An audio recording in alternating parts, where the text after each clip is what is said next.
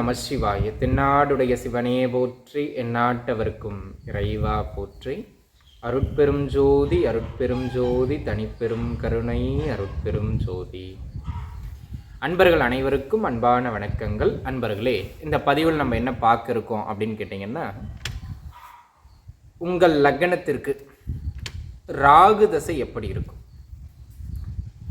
எங்கெல்லாம் அமர்ந்தால் ராகு தசை மிக நல்ல யோகங்களை தரும், எங்கு எந்த சாரத்தில் யாரோடு சேர்ந்து அல்லது யாரின் பார்வையில் அமர்ந்தால் ராகு தசை உங்களுக்கு யோகமான தசையாக அமையும். அதேபோல் எங்கு எந்த நட்சத்திரத்தில் யாருடன் சேர்ந்து அமர்ந்தால் உங்களுக்கு கடுமையான தீமைகளை தரும் அப்படிங்கிறதான் பார்க்க போகிறோம். 12 வீடுகளுக்கும் இல்லை, அதுக்கு நம்ம தனியாக வீடியோ போட்டிருக்கோம். உங்கள் லக்னத்திற்கு எங்கே அமர்ந்தால் சூப்பரோட எக்ஸ்ட்ரீம், எங்கே அமர்ந்தால் தீமையினுடைய எக்ஸ்ட்ரீம், சரிங்களா?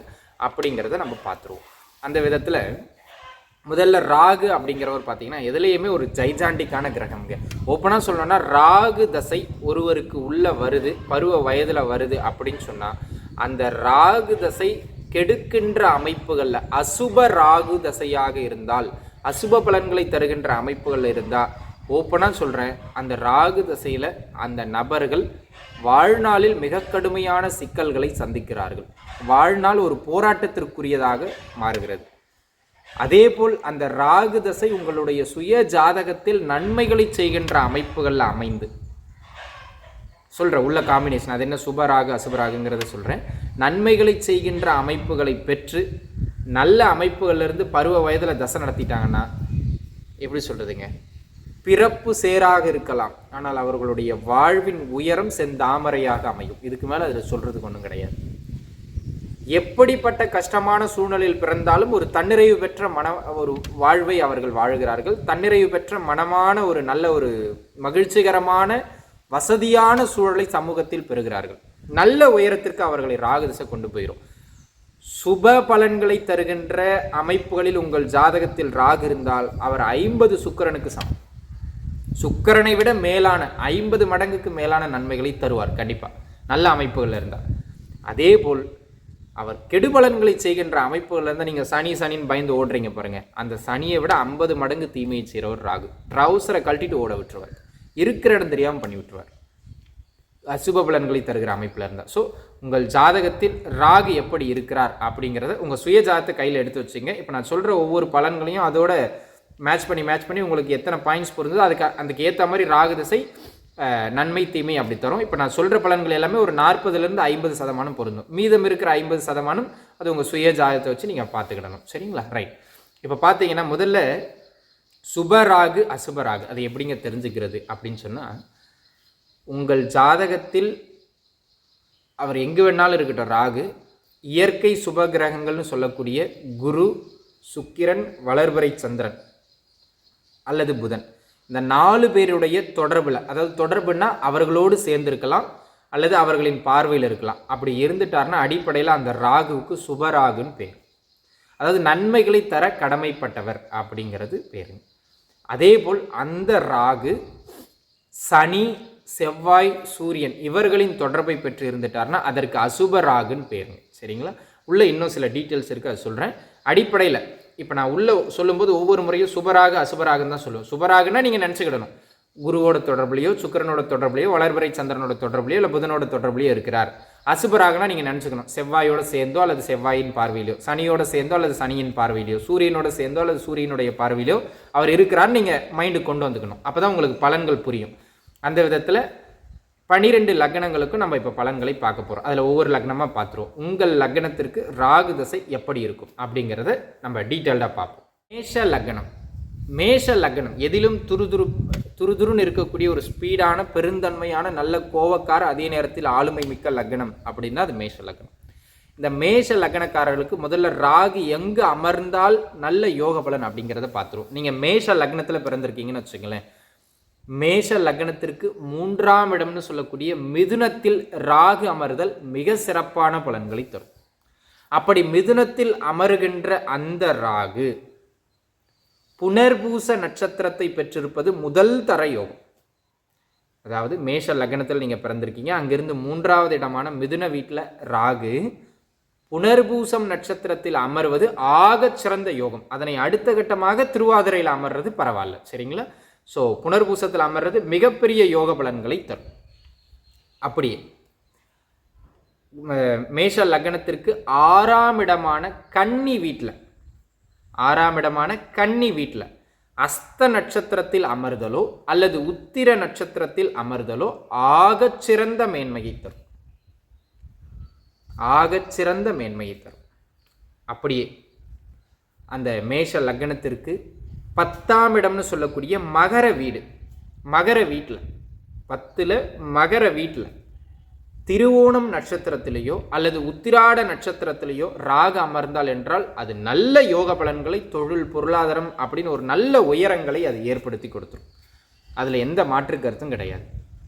அதேபோல் லக்னத்திற்கு 11ஆம் இடம்னு சொல்லக்கூடிய கும்ப வீட்டில் ராகு அமர்ந்து அந்த ராகு பூரட்டாதி நட்சத்திரம், குருவினுடைய பூரட்டாதி நட்சத்திரத்தில் அமர்தல் மிகப்பெரிய யோகம். அதனை அடுத்ததாக சதய நட்சத்திரத்தில் அமர்றது யோகம். ஸோ இப்போ பாருங்கள், நம்ம 4 வீடுகளை சொல்லியிருக்கோம்.